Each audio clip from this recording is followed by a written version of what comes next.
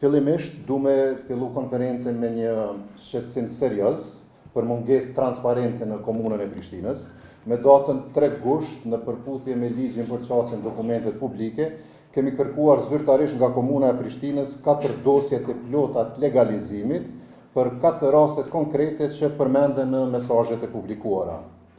Një ditë pas afatit ligjor për përgjigje dhe vetëm pas reagimit ton që e kemi bërë në rrjetet sociale, komuna na është përgjigjur. I kemi kërkuar dosjet, por komuna nuk na i ka dhënë. Në vend të tyre na janë dërzuar 4 certifikatat legalizimit, pa dokumentacionin përcjellës dhe pa materialet bazë mbi të cilat janë marrë ato vendime. Pra, ne i kërkuam dosjet, ata na dhanë certifikatat. Kjo është edhe më shqetësuese kur ligji përcakton se baza e të dhënave të legalizimit është publike dhe se publiku ka të drejtë qasje në të. Për këtë çështje tashmë jemi drejtuar me ankesë Agjencionit për Informim dhe Privatësi dhe presim që kërkesa jonë dhe urojmë që e njëjta të trajtohet sa më parë në mënyrë që të na sigurohet qasja e plot në këto dokumente, të cilat janë të rëndësishme për publikun. Arsyetimi i Komunës Prishtinës për mbrojtje të privatësisë nuk shndron fare sepse tashmë po flasim për implikimet zyrtarëve të kryeqytetit, duke përfshirë edhe vetë kryetarin përparim Rama, prandaj po e përsëris bëhet fjalë për çështje me interes për publikun. Dhe ndërkohë që presim vendimin e Agjencionit për Privatësi, kemi një pyetje konkrete për përparim Ramën dhe qeverisin e tij në kryeqytet. Nëse gjithçka është në rregull, ashtu siç po pretendon zoti Rama, pse nuk po i hapni dosjet? Nëse legalizimet janë bërë sipas ligjit dhe nëse dokumentacioni është i rregullt, i lutem ta publikoni të njëjtin. Sepse ato që na kanë dërzuar, certifikata, tregon se objekti është legalizuar. Dosja na tregon se si është legalizuar. Pra, certifikata e tregon rezultatin, kurse ne jemi të interesuar ta dimë procesin dhe procedurën. Këtë e mësojmë vetëm kur t'i kemi dosjet. Pavarësisht se nuk kemi pasur qasje në dosjet plota, deri më tani kemi arritur të verifikojmë disa fakte shumë të rëndësishme. Në mesazhet e publikuara, Florent Maliqi, shefi i kabinetit përparim Ramës, përmend objekte konkrete për të cilat pretendon se janë legalizuar në mënyrë të paligjshme. Ne i kemi kontrolluar këto raste në Geoportal dhe në certifikatat që vetë komuna na i ka dorëzuar dhe rezultati është i qartë. Të 4 objektet që përmenden në mesazhe janë të legalizuara. 4 objektet përmendura, 4 objektet legalizuara. Kjo tregon qartë se përmbajtja e këtyre komunikimeve nuk mund të hidhet poshtë si muhabet privat dhe i shkëputur nga realiteti që ka ndodhur. Ka edhe një element tjetër, në ato komunikime Florent Maliqi thotë se përparim Rama dëshiron ta emërojë shef të kabinetit. Më vonë edhe kjo ndodh. Florent Maliqi emërohet shef i kabinetit përparim Ramës. Edhe sot, të paktën zyrtarisht, ai vazhdon ta mban këtë pozitë. Nga certifikatat që ne janë dërzuar nga komuna, kemi konstatuar edhe një fakt tjetër që kërkon përgjigje. Të 4 rastet e përmendura në mesazhe dhe të cilat janë të legalizuara, janë të trajtuara nga e njëjta zyrtare e sektorit legalizimit. 4 raste e njëjta zyrtare. Ndërkohë, në këtë sektor janë mbi 20 persona të cilët janë kompetent dhe mund të trajtojnë rastet e tilla. Pra, kur kemi 4 rastet përmendura në mesazhe, të cilat rezultojnë të legalizuara, të 4 rastet i trajton zyrtarja njëjtë dhe në anën tjetër komuna refuzon të na jap dosjet, atëherë shtohet serioziteti i çështjes dhe kërkesa për verifikim nga prokuroria. Ne nuk po kërkojmë vetëm hetim të mesazheve, po kërkojmë të hetohet sistemi që e ka prodhuar këtë gjendje. Florent Maliqi nuk ka qenë dhe nuk është një zyrtar i thjeshtë i komunës Prishtinës. Ai ka mbajtur 2 prej pozitave kryesore të qytetit.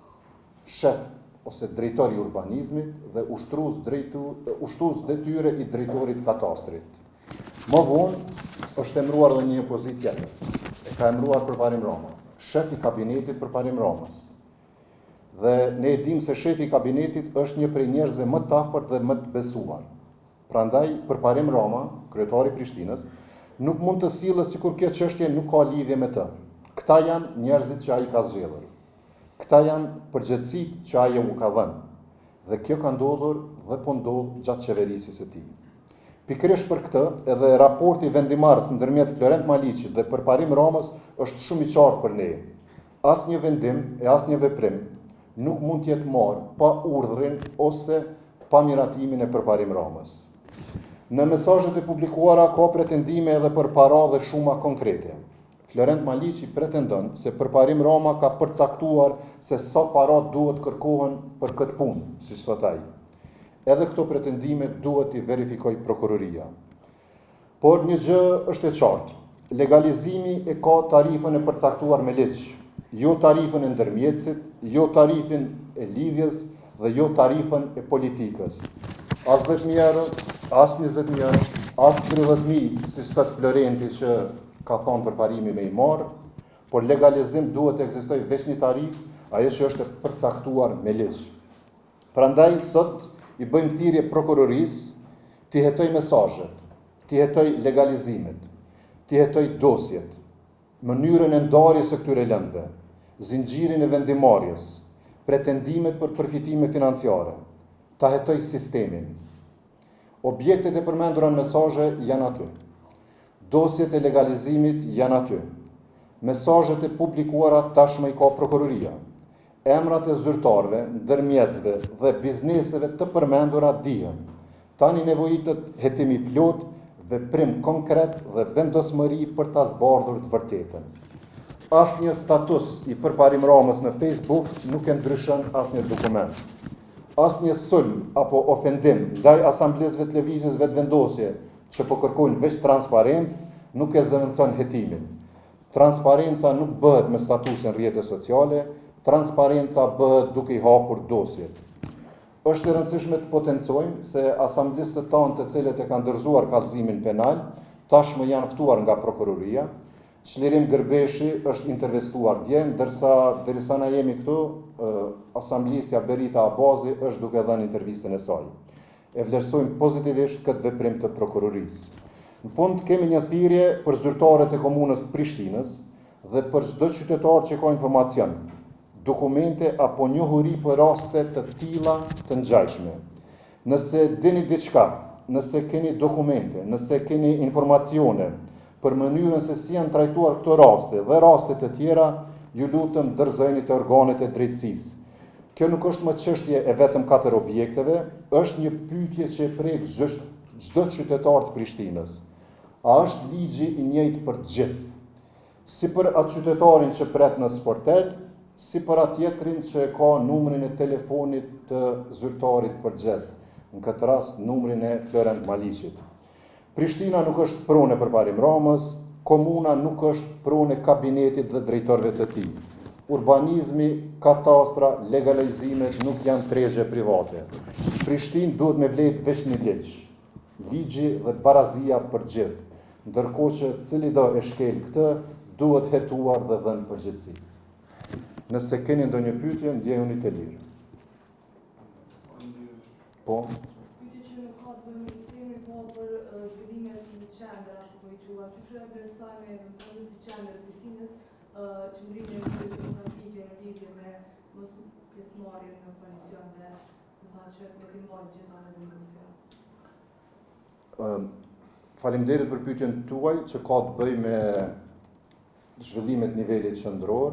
Unë jam i bindur që kryeministri i vendit, njëherë ish kryetari i lëvizjes vetëvendosje, Albin Kurti do të bëjë çdo gjë që është e mundur që institucionet të formohen sa më parë që është e mundur dhe në këtë drejtim me informata që kemi, ai është në kontakt të vazhdueshëm me të gjithë liderët e partive tjera, ata të cilët kanë pranuar të diskutojnë dhe të bisedojnë, në mënyrë që sa më parë të formohen institucionet. Mirë po, zhvillimet e nivelit qendror asesi nuk duhet na tërheqin vëmendjen nga ngjarjet të cilat po ndodhin në kryeqytet. Prishtina është pothuajse sa gjysma e Kosovës. E në Prishtinë, vetëm gjatë këtij viti, ndërmarrja pastrimi është pothuajse bankrotuar, ndërkohë që këtë javë, më konkretisht dje, mësuam që gjykata komerciale tashmë ka vendosur edhe në shkallën e 2 që ndërmarrja publike banesore duhet të paguajnë mbi 32 milion euro disa operatorëve privat dhe kjo vetiu nënkupton bankrotimin e kësaj ndërmarrje që jo shumë kohë mëti para ardhjes në qeverisit për parim Ramës dhe koalicionit të tij LDK dhe PDK ishte storje suksesi.